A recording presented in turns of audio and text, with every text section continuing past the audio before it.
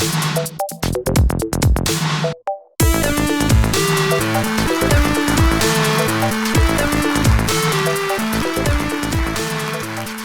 is what you'll get if you Google hacker, and it's what populates most of the stock photo websites. But I just quite like doing that. My story is a little bit different. I grew up in the Shetland Islands, home of the Shetland pony. There it is. Slow internet on the Shetland Islands, powered by potatoes.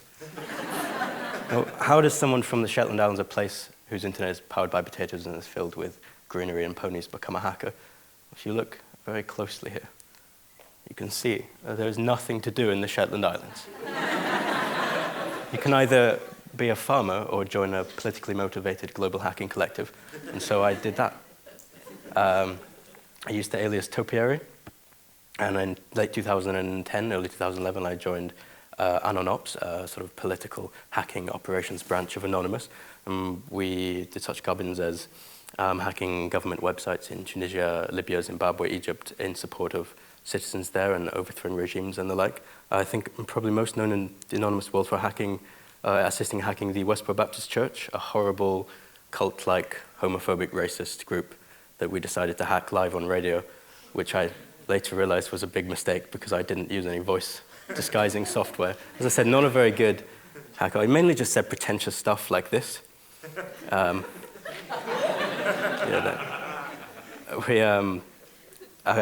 Myself and a few others formed a group. It's very hard to explain this one, LulzSec, where we sort of didn't take ourselves or anything else seriously to make the point of saying, well, yes, Anonymous hacks all these government websites and all this stuff, and the mainstream perception of a hacker is that they're in some bunker somewhere and they've got millions of pounds at their disposal and they're all in hoodies and typing away. But we thought we'd make this ridiculous group of a little man with a wine glass and a cat flying through space to show, hang on, well, these are just idiots. They're just kids just doing this for fun. So now we should probably be worried if they're the kind of people that can do it. And so you've probably heard about the fake news stuff that's going around. We decided to do real fake news in that we hacked into some news websites and put stories up on them. People still think this one is real. And during the phone hacking scandal, one of our latest hacks was hack into the Sun newspaper and claimed that Murdoch, through all the guilt of covering up and denying hacking into voicemails, had killed himself in his garden. Things got a bit carried away. We started targeting all of these agencies. We've got the CIA there and the Senate, and I think that's the FBI logo, and the Serious Organized Crime Agency. There's some police in the room, so I'm going to just go past. Things got a little bit out of hand. We started, this is the Wall Street Journal, the front, people started putting our cat on the, and then people started making all like stickers and dollar bills and stuff. Then some folks started dressing up as us. That got a bit strange. And then some people got on like an actual boat and started holding up those signs. We were very briefly more popular than the boy band One Direction. That was good. That was what it was all about from the start. And then we were all arrested. One Direction are still at large. So, no, they're not. The whole hacking escapade was just to be able to say that. Then I did some research into it, and they're not. Zayn Malik has left, and yeah, I know quite a lot about One Direction now. Anyway, we all got arrested. Police came into my house in the Shetland Islands, flew me to London in a small military jet, confiscated all my computers. I was released on police bail and banned from the internet for 2 years. It was an interesting time. Put on an electronic tag for 2 years, big electronic ankle bracelet, and put under home detention. So a bit of an ironic punishment for a hacker being forced to stay in the house. But that's what they did.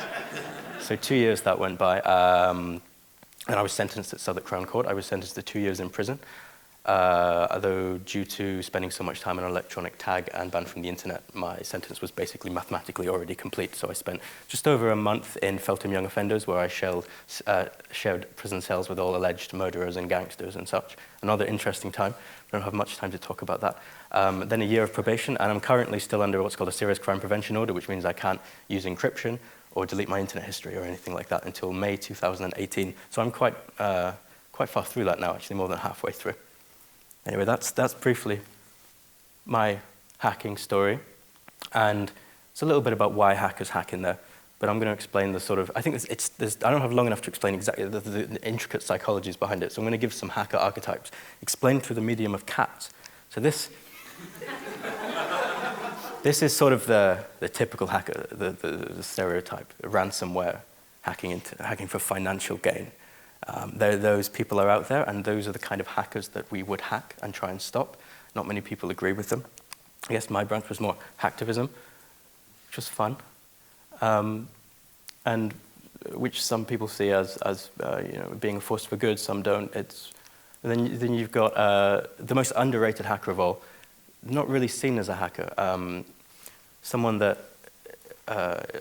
patches code that's constantly developing software that's sort of underneath the thread of the internet, hardly ever seen, and just does fantastic open source work. Basically what holds it together, and who finds on a daily basis, these kind of hackers find vulnerabilities in systems that we didn't know were even broken to begin with, and find some scary stuff. And then you get the most deadly hacker of all, the bored hacker.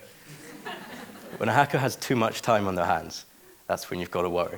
When a hacker is bored waiting for their pizza to cook in the oven, and they think, oh, I'll just hack the CIA while I'm waiting for that to finish. And they do. That's both terrifying in what they can do, how weak the CIA security is, and just 2 minutes later they've eaten their pizza watching a film, and it wouldn't even be in their heads that they're up to some sort of masterful, elite, sneaky thing. They're just having a bit of fun. So law enforcement, represented here by a long cat. Their approach has changed over the years. Back in 2011, when I was arrested, their approach was basically laser everyone, just destroy them all.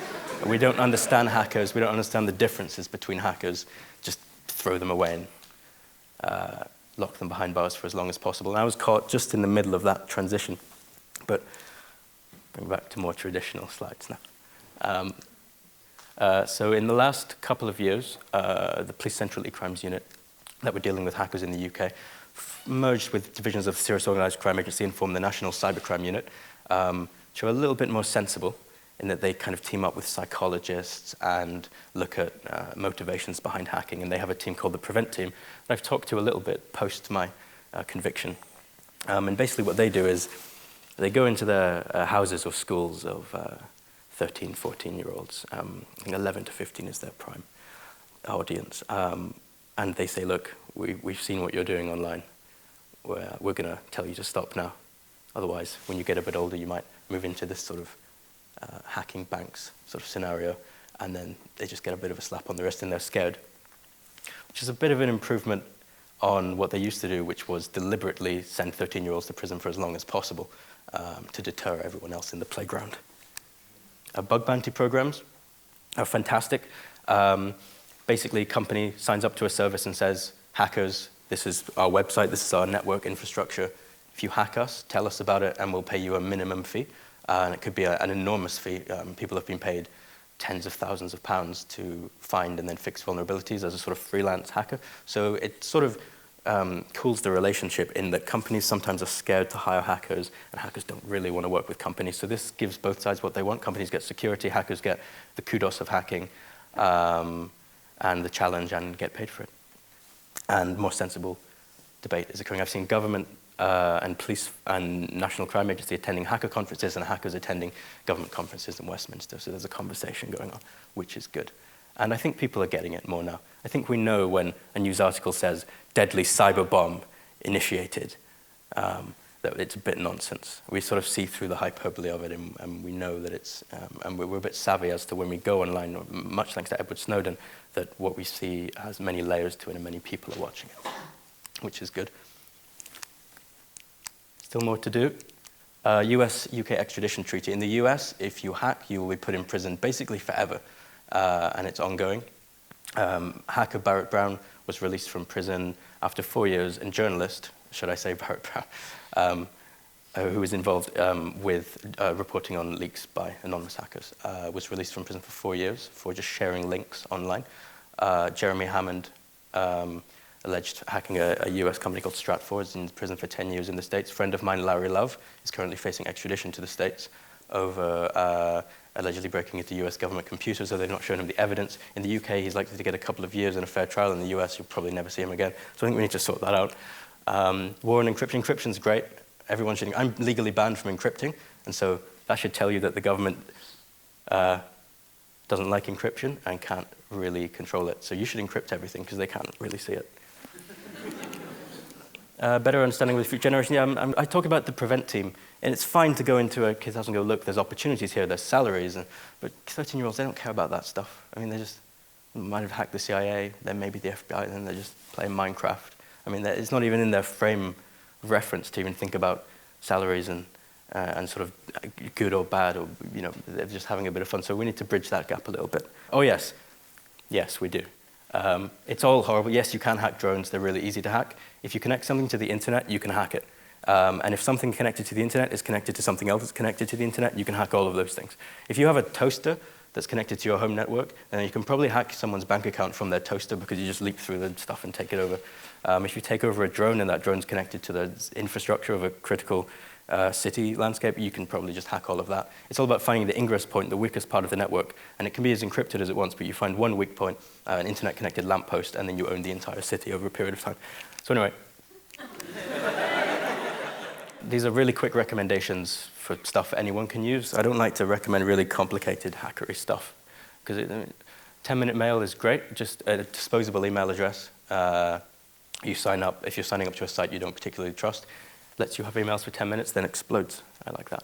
Cube's secure-ish operating system kind of segments everything you're doing. So one window might be your banking, and one window might be your personal stuff, and it cleverly segments them in such a way where they're different computers, in a sense, virtual machines, like virtual machines, and they can, and you can close them, and the one won't affect the other, so they're firewalled off from each other. Very good way of operating stuff. Eraser is obliterating your files. Deleting files doesn't delete them. Anyone can just get them back in about 10 seconds.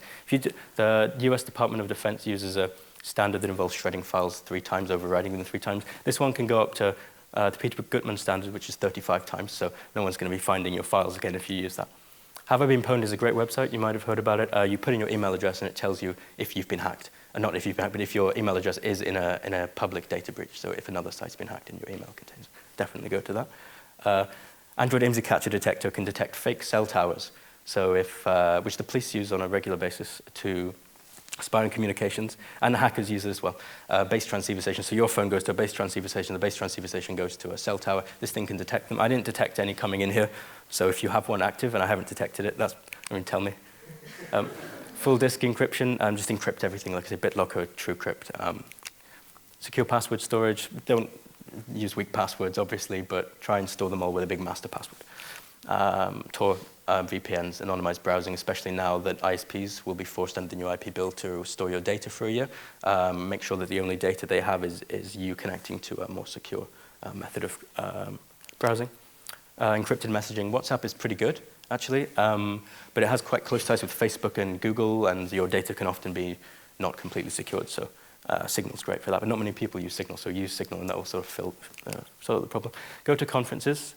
Hacker conferences are fantastic. Great one every year, CCC in Germany, in Hamburg, that I'm going to this year. 10,000 or so hackers in a building. It's really welcoming. You can just go and watch stuff. You can learn how to lock pick, break safes, like break out of handcuffs, zip ties, duct tape, all kinds of fun stuff you wouldn't expect. They're really good skills to have. Like breaking out of zip ties, super easy. You should learn that one.